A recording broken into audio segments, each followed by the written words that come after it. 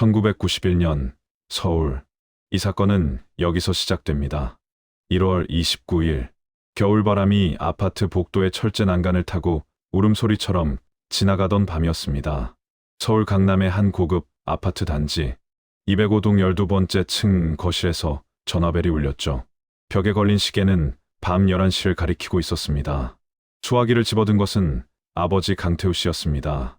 수화기 너머로 남자의 목소리가 흘러나왔죠. 서울말을 쓰는 30대쯤 되어 보이는 음성이었습니다. 차분하고 느릿한 어조였거든요. 마치 안부를 묻듯 자연스러운 말투였지만 그 안에 담긴 내용은 결코 차분할 수 없는 것이었습니다. 아이를 데리고 있다고 했습니다. 돈을 준비하라고 했죠. 7천만 원. 그리고 카폰, 그러니까 차량에 설치하는 무선 전화기가 장착된 승용차 한 대. 강태우 씨의 손가락이 수화기 위에서 하얗게 질렸습니다. 등 뒤에서 새어머니 이수진 씨가 무슨 일이냐고 물었지만 그는 대답할 수 없었죠. 입술이 바짝 말라붙어 있었거든요. 그날 저녁 6시 아파트 앞 놀이터에서 놀던 9살 강민호 군이 사라졌습니다. 불과 5시간 전의 일이었죠. 놀이터에는 아이가 타던 그네만 바람에 홀로 흔들리고 있었습니다. 그네 아래 얼어붙은 흙바닥에는 작은 운동화 자국만 희미하게 남아 있었죠. 이 전화는 시작에 불과했습니다. 44날, 60번이 넘는 전화, 10차례가 넘는 메모. 범인은 그 긴 시간 동안 부모의 목줄을 쥐고 흔들었습니다. 접선 장소를 수시로 바꿨고 경찰의 수사망을 비웃듯 따돌렸죠. 수사관들의 이마에 식은땀이 흘렀던 건 범인의 치밀함 때문만이 아니었습니다. 아이는 이미 첫날 밤에 숨져 있었던 겁니다. 죽은 아이를 볼모 삼아 44날 동안 돈을 뜯어낸 남자. 부모에게 아이가 살아있는 것처럼 속이며 60번 넘게 전화를 건 남자. 대체 그는 누구였을까요? 그리고 왜 35년이 지나도록 끝내 잡히지 않은 걸까요? 이 기록의 시작점으로 돌아가야 합니다. 오늘의 이야기가 마음에 드신다면 구독과 좋아요 부탁드립니다. 기록을 한 장 넘기겠습니다.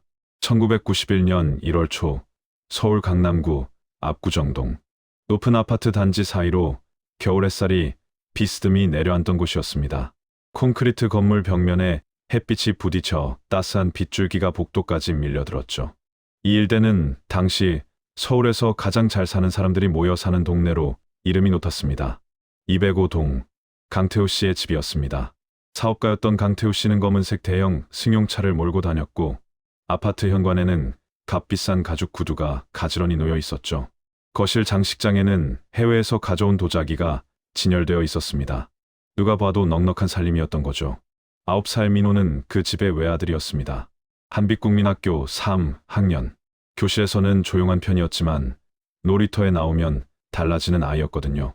친구들과 술래잡기를 하며 단지 구석구석을 뛰어다녔고 특히 겨울에도 코끝이 빨갛게 얼도록 해가 질 때까지 밖에서 놀았습니다. 담임 선생님은 민호를 성실한 아이로 기억했습니다.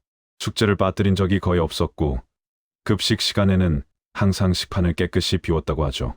작은 체구의 동그란 눈, 웃을 때 볼에 보조개가 깊게 패이는 아이였습니다. 그런데 이 가정에는 한 가지 사정이 있었습니다. 민호의 어머니는 친어머니가 아니었죠. 새어머니 이수진 씨가 그 자리에 있었습니다. 민호의 친어머니는 몇 해 전에 집을 떠난 상태였거든요. 아이는 아버지와 새어머니 사이에서 자라고 있었던 겁니다. 두 가정 사이에 놓인 셈이었죠. 친어머니 쪽 친척들은 여전히 민호를 만나고 싶어 했습니다. 그 중에는 민호를 유독 챙기는 삼촌뻘 되는 남자도 있었죠. 이름은 박정수. 가끔 학교 앞에 나타나 붕어빵이나 호떡을 사주기도 했습니다. 민호는 그 삼촌을 반갑게 맞았지만 집에 돌아가서는 그 이야기를 잘 꺼내지 않았던 모양이었습니다. 아버지와 새어머니의 눈치가 보였던 거겠죠. 아무도 이 사소한 관계에 주목하지 않았습니다. 놀이터 그네 옆에는 공중전화 부스가 하나 있었습니다. 형광등 불빛이 간헐적으로 깜빡이는 낡은 부스였죠. 유리문에는 금이 가 있었고 안쪽 벽에는 누군가 볼펜으로 낙서를 해놓은 흔적이 남아 있었습니다. 민호가 매일 지나치던 그 부스를 나중에 형사들이 유심히 들여다보게 될 줄은 아무도 몰랐습니다. 겨울방학이 끝나가고 있었습니다. 민호는 개학을 앞두고 있었죠. 책상 위에는 새 학기 준비물 목록이 놓여 있었고 그 옆에는 반쯤 깎다만 연필이 굴러다니고 있었습니다. 하지만 민호는 그 연필을 다시 잡을 일이 없었습니다. 1월 29일 수요일.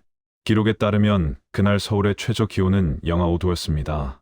바람이 불면 체감 온도는 그보다 훨씬 낮았을 겁니다. 오후 4시쯤부터 하늘이 흐려지기 시작했죠. 구름이 낮게 깔렸고 아파트 단지 위로 회색빛 하늘이 무겁게 내려앉았습니다. 오후 5시. 민호는 파란색 점퍼를 걸치고 현관문을 나섰습니다. 새어머니 이수진 씨에게 놀이터에 다녀오겠다고 말했죠. 운동화 끈을 다시 매는 짧은 시간 동안 현관의 찬 공기가 발목을 감쌌을 겁니다. 평소와 다를 것 없는 외출이었습니다.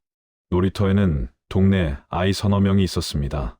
미끄럼틀 옆에서 딱지치기를 하는 아이들, 시소 위에서 균형을 잡으며 키득거리는 아이들. 민호는 곧장 그네로 갔죠. 차가운 쇠사슬이 장갑 낀 손에 닿았을 겁니다. 그네가 앞뒤로 흔들릴 때마다 삐걱거리는 소리가 놀이터에 퍼졌습니다. 오후 6시. 해가 졌습니다. 아파트 단지의 가로등이 하나둘 켜지기 시작했죠. 주황색 불빛이 놀이터 바닥에 길게 그림자를 드리웠습니다. 그런데 이상한 점이 있었습니다. 같이 놀던 친구가 나중에 경찰에 진술한 내용이었죠. 집에 안 가느냐고 물었더니 민호가 짧게 대답했다는 겁니다. 혼나거든요. 고개를 살짝 숙이며 내뱉은 한마디였습니다. 친구는 대수롭지 않게 넘겼죠. 아이들 사이에서 흔한 말이었으니까요. 그 친구는 추워진 공기에 코를 훌쩍이며 먼저 집으로 올라갔습니다. 그 뒤로 민호를 본 사람은 아무도 없었습니다. 저녁 7시. 이수진 씨가 놀이터로 내려왔습니다. 슬리퍼를 신고 급하게 나온 탓에 발이 시렸을 겁니다. 그네는 비어 있었죠. 바람에 살짝 흔들리고 있을 뿐이었습니다. 미끄럼틀 아래를 살펴봤습니다. 시소 옆 벤치도 둘러봤죠. 아이의 모습은 어디에도 보이지 않았습니다. 목소리를 높여 이름을 불렀습니다. 아파트 단지 곳곳을 돌아다녔죠. 상가 쪽 문방구, 지하 주차장 입구까지 훑었습니다. 경비실에도 물어봤습니다. 경비원은 고개를 저었죠. 파란 점퍼를 입은 아이는 나간 것을 보지 못했다고요. 8시, 9시, 10시. 거실 시계의 초침 소리가 유난히 크게 들렸습니다. 강태우 씨가 퇴근했습니다. 현관문을 여는 순간 아내의 얼굴에서 혈색이 빠져 있는 것을 보았죠. 민호가 없다는 말에 그의 손에서 서류 가방이 바닥으로 떨어졌습니다. 그리고 밤 11시 전화벨이 울렸습니다. 수화기 넘어 남자의 음성은 또렷했습니다. 아이를 데리고 있다고 했죠. 7천만 원과 차량용 무선 전화기가 달린 차를 준비하라고 했습니다. 경찰에 신고하면 아이를 다시 볼 수 없을 거라는 말도 덧붙였죠. 그 목소리에는 떨림이 없었습니다. 마치 오래전부터 이 순간을 준비해온 사람처럼요. 하지만 이것은 시작에 불과했습니다. 다음 날부터 전화는 매일 걸려왔습니다. 이른 아침에 올 때도 있었고 한밤중에 올 때도 있었죠. 때로는 하루에 2~3번씩이었습니다. 전화벨이 울릴 때마다 온 집안의 공기가 얼어붙었습니다. 범인의 방식은 소름 끼칠 정도로 치밀했습니다. 직접 만나서 돈을 받는 대신 무인 접선 방식을 택했죠. 전화로 장소를 지정하고 그곳에 도착하면 쓰레기통 안이나 화단 아래 메모가 놓여 있었습니다. 메모에는 또 다른 장소가 적혀 있었죠. 마치 보물찾기처럼 한 장소에서 다음 장소로, 다시 그 다음 장소로. 그렇게 부모를 서울 이곳저곳으로 끌고 다녔습니다. 한밤중 서울 외곽까지 차를 몰고 나간 적도 있었던 겁니다. 강태우 씨의 손은 매번 수화기를 잡을 때마다 하얗게 질렸습니다. 아내 이수진 씨는 범인의 지시대로 차를 몰고 나가야 했죠. 어두운 골목길에서 쓰레기통을 뒤지며 메모를 찾을 때 그녀의 손가락은 추위와 긴장으로 감각을 잃어가고 있었습니다. 범인은 접선 장소를 수시로 바꿨습니다. 약속 직전에 전화를 걸어 장소를 통째로 변경하는 일도 찾았죠. 경찰이 매복해 있을 가능성을 사전에 차단한 겁니다. 한 번도 같은 수법을 반복하지 않았습니다. 더 소름 끼치는 것은 따로 있었습니다. 범인은 경찰의 동향까지 파악하고 있었죠. 한 번은 집에 전화를 걸어 경찰서 형사를 바꿔달라고 요구했습니다. 집 안에 수사관이 대기하고 있는지 떠보려는 수법이었던 겁니다. 경찰이 전화를 추적하고 있다는 사실도 알고 있는 듯 했죠. 통화 시간을 짧게 끊었고 매번 다른 위치의 공중전화를 이용했습니다. 돈을 받는 방법도 교활했습니다. 금융실명제, 그러니까 반드시 본인 확인을 거쳐야 계좌를 만들 수 있는 제도가 아직 시행되기 전이었거든요. 범인은 이 허점을 정확히 이용했습니다. 은행 두 곳에 가명으로 계좌를 개설했죠. 한 곳에는 윤정수, 다른 곳에는 김주선이라는 전혀 다른 이름이었습니다. 다른 이름, 다른 은행. 추적을 피하기 위한 이중 장치였던 겁니다. 계좌를 만들 때 신분증조차 필요 없던 시절이었습니다. 부모는 범인이 시키는 대로 그 계좌에 돈을 넣었습니다. 아이가 살아 돌아올 거라 믿었기 때문이었죠. 수화기 너머로 아이의 목소리를 들려달라고 애원했지만 범인은 매번 핑계를 대며 거절했습니다. 아이가 자고 있다. 다른 곳에 있다. 다음에 들려주겠다. 44 날이 흘렀습니다. 60번이 넘는 전화, 10차례가 넘는 메모. 그 사이 아이의 목소리는 단 한 번도 수화기 너머로 들리지 않았죠. 아무도 몰랐습니다. 아이가 이미 이 세상 사람이 아니었다는 사실요. 수사는 처음부터 보이지 않는 벽에 부딪혔습니다. 경찰은 민호의 안전을 위해 비공개 수사를 선택할 수밖에 없었죠. 언론에 사건이 알려지면 범인이 극단적인 행동에 나설 수 있다고 판단했기 때문이었습니다. 그래서 강력반 형사들은 소리 없이 움직여야 했습니다. 아파트 단지 주변을 사복 차림으로 돌아다녔고 이웃에게도 수사 사실을 알리지 않았죠. 수사 반장 최동혁은 수첩에 전화 내용을 빠짐없이 기록했습니다. 통화가 걸려온 시간, 목소리의 높낮이, 말투의 특징, 배경에 들리는 소음까지. 밑줄을 긋고 별표를 찍었죠. 서울과 경기 지역의 말씨, 30대 남성, 교육을 어느 정도 받은 사람, 특정 단어를 반복 사용하는 습관. 형사의 수첩은 빠르게 채워졌지만 범인의 윤곽은 좀처럼 선명해지지 않았습니다. 그런데 추적할 물리적 단서가 너무 적었던 겁니다. 범인은 매번 다른 공중전화를 사용했습니다. 서울 시내 곳곳에 흩어진 전화 부스. 강남에서 걸었다가 다음번에는 영등포에서, 그 다음에는 마포에서, 한 곳에서 2번 이상 전화한 적이 없었죠. 형사들이 발신 위치를 추적해서 달려가면 그곳에는 찬바람만 불고 있었습니다. 전화 부스 안에 남겨진 것은 담배 냄새와 손때 묻은 동전뿐이었죠. 3월 13일, 6회 44번째 날이었습니다. 서울 송파구 잠실, 88 올림픽대로 옆 둑방 아래 고수부지. 강변을 순찰하던 사람의 신고가 접수되었죠. 콘크리트 배수구 안에서 작은 신발 한 짝이 보인다는 내용이었습니다. 형사들이 달려갔습니다. 배수구 입구는 어른 한 명이 겨우 들어갈 만한 크기였죠. 손전등 빛이 어둠 속으로 들어갔습니다. 습한 공기가 먼저 얼굴을 덮쳤고 흙과 녹슨 철이 뒤섞인 냄새가 코를 찔렀습니다. 민호가 거기 있었습니다. 9살 아이의 몸은 이미 차갑게 굳어 있었죠. 파란색 점퍼를 입은 채였습니다. 부검 결과 사망 시점은 6회 당일로 추정되었습니다. 1월 29일. 첫 번째 전화가 걸려오기도 전에 아이는 이미 숨을 거뒀던 겁니다. 수사 기록의 다음 페이지에는 이런 내용이 적혀 있었습니다. 범인은 피해 아동의 생사에 관계없이 금품 탈취만을 목적으로 협박을 지속한 것으로 판단됨. 비공개 수사는 끝이 났습니다. 사건은 유괴에서 살인으로 바뀌었고 수사는 전면 공개로 전환되었죠. 신문 일면에 민호의 사진이 실렸습니다. 전국에서 항해 전화가 쏟아졌고 경찰청 앞에는 탄원서를 든 시민들의 발길이 이어졌습니다. 기록을 한 장 넘기겠습니다. 사건이 공개되자 경찰에는 제보 전화가 빗발쳤습니다. 하루에 수백 건씩 쏟아졌죠. 그러나 대부분은 막연한 추측이거나 오해에서 비롯된 것이었습니다. 형사들은 한 건 한 건 확인해야 했고 수사 인력은 갈수록 지쳐갔습니다. 경찰은 유일한 물증에 집중하기로 했습니다. 범인의 목소리였죠. 녹음된 전화 내용 전부가 국립과학수사연구소로 넘어갔습니다. 음성 분석. 지금으로 치면 목소리의 지문을 찾는 작업이었습니다. 말투의 억양, 발음의 특징, 호흡의 패턴까지 정밀하게 분석되었죠. 한편 은행에서 결정적 단서가 나왔습니다. 가명으로 계좌를 만들 때 범인은 은행원과 꽤 오래 대화를 나눴거든요. 계좌 개설 절차를 묻고 잡담까지 섞었다고 하죠. 그 은행원의 기억을 토대로 몽타주. 그러니까 범인의 추정 얼굴 그림이 완성되었습니다. 갸름한 얼굴에 짧은 머리, 안경은 쓰지 않았고 크게 특이하지 않은 평범한 인상이었습니다. 수사관들은 이제 2가지 무기를 손에 쥐었습니다. 목소리와 얼굴. 그런데 여기서 예상치 못한 방향이 열렸죠. 그때는 대수롭지 않게 넘겼던 디테일이 수면 위로 떠올랐습니다. 민호의 친어머니 쪽 친척, 학교 앞에서 붕어빵을 사주던 그 남자. 이름은 박정수. 삼촌뻘 되는 친척이었죠.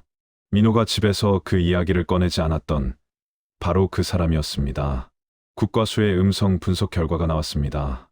녹음된 범인의 목소리와 친인척 중 한 명의 음성 패턴이 높은 유사도를 보였죠. 그 대상이 바로 박정수였던 겁니다. 수사관들의 눈빛이 달라졌습니다. 최동혁 반장은 수첩의 한 페이지에 굵은 동그라미를 그렸죠. 옆에 별표 3개를 찍었습니다. 하지만 이것은 반전의 시작에 불과했습니다. 박정수는 소환 조사에서 의외로 차분한 태도를 보였습니다. 등을 의자에 기대고 앉아 또렷한 목소리로 말했죠. 자신은 그날 서울에 없었다고요. 경주에 있었다는 겁니다. 증거도 내밀었습니다. 고속도로 통행 영수증이었죠. 날짜와 시간이 찍혀 있었습니다. 경주의 한 여관 주인도 그가 그날 밥 묵었다고 확인해 주었죠. 협박 전화는 서울의 공중전화에서 걸려온 것이었습니다.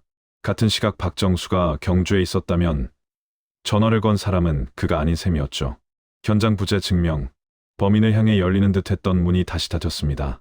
최동혁 반장은 수첩을 덮으며 입술을 깨물었습니다. 수사는 깊은 미궁에 빠졌습니다.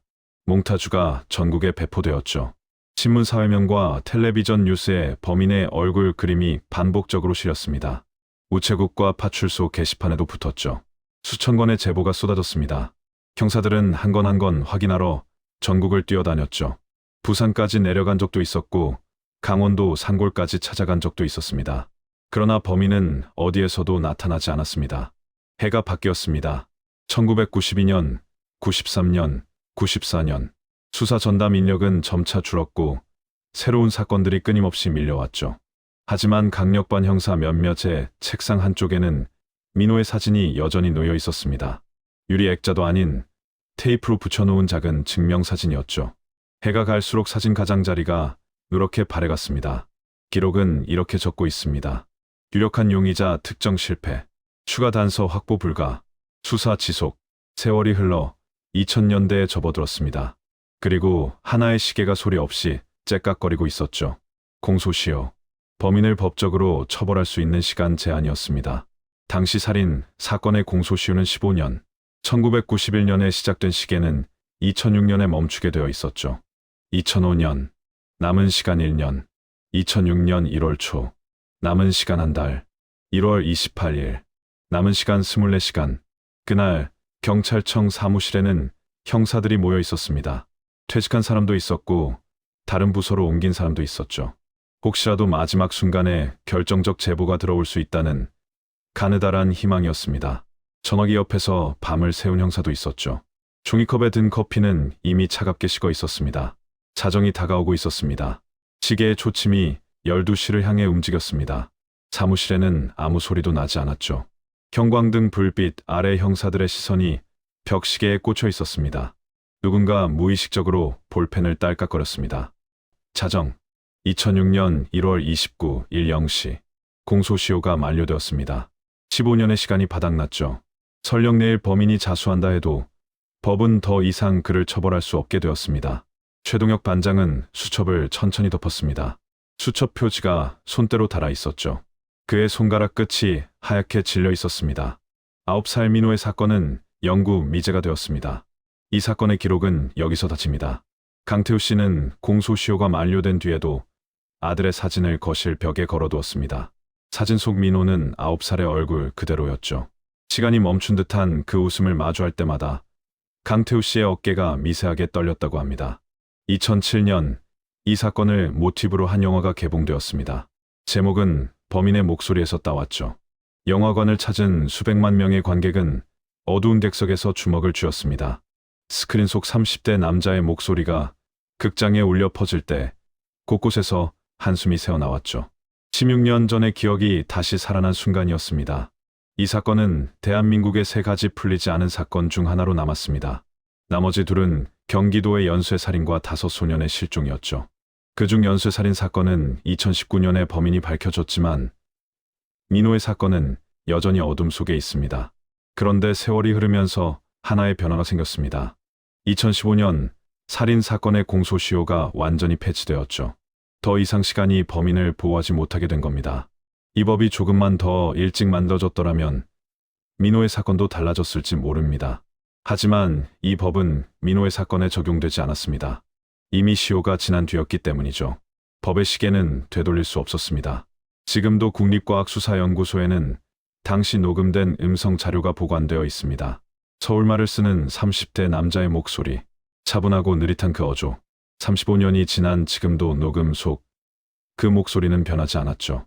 과학수사 기술은 해마다 발전하고 있고 지금도 그 음성을 분석하는 작업은 계속되고 있습니다. 44날 동안 60번이 넘게 전화를 걸었던 그 남자. 아이가 숨진 줄 알면서도 태연하게 돈을 요구했던 그 남자. 그는 지금 어디에서, 어떤 이름으로, 어떤 얼굴로 살아가고 있을까요? 기록은 닫혔지만 질문은 남아 있습니다. 9살 민호가 마지막으로 탄 그네는 오래전에 철거되었습니다.